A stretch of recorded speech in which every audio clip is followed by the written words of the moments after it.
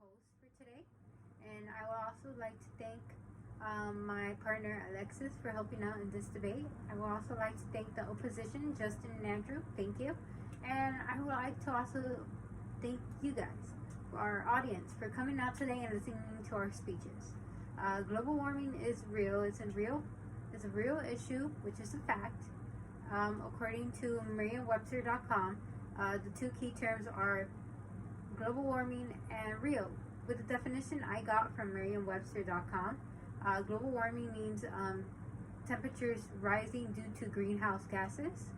There's a sudden change between our Earth's atmosphere and ocean temperatures. And also, real can also mean an objective, independent exercise, which means in order for it to be real, you have to act on it independently, and it has to have an objective to it. We assert that global warming is a real issue and that we should be able to take necessary actions in order to maintain our environment.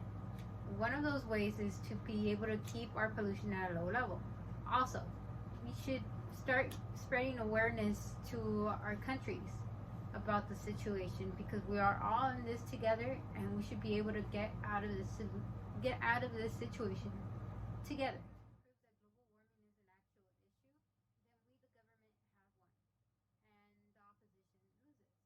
If we are not able to approve this issue and the fact about it, then the opposition will be winning this debate.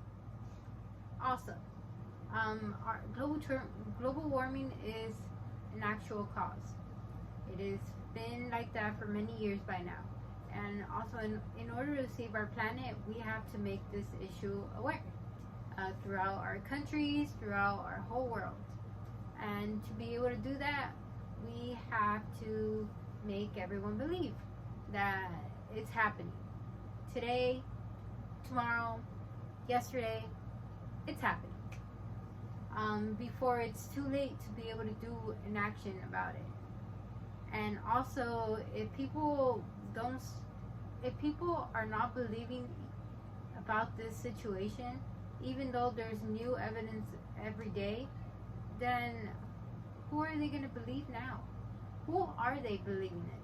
Are they believing in the scientists, or are they going to believe it themselves once they see it? Spreading awareness around our countries will actually create concern within our countries. According to an article titled CaribbeanBrief.org, a new study showed that in developing countries, it's very low, the awareness, because of the education they're not receiving. But once they are aware about the situation at hand, concern is expressed through them. Another way we could spread awareness by them is awareness is spread through them is by them actually seeing what is happening in our world. Wildfires in California, crazy storms in Mexico, Florida, in the sunny summer. Wouldn't that be very weird for our country to be witnessing right now? According to National Geographic, people tend to believe it within their own eyes.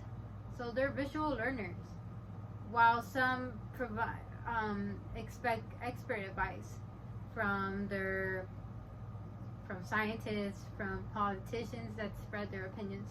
But sometimes those opinions aren't really that great of a big deal. Because sometimes they give out false accurate information. So I would tend to go with the scientist evidence. But hey, that's our world. What can we do? Everyone has their own opinion about someone, and everyone has a different strategy in developing decisions or accepting someone's opinion about it. In the National Geographic article that I was talking previously on is by Andrew Revitt Kent. He stated that in the late 2018, a survey showed that people were being concerned of what was happening around them, which resulted in global warming, due to them seeing recent disastrous effects. So they had to witness a hurricane happening in the middle of summer in order for them to understand global warming or becoming concerned about it regarding their future.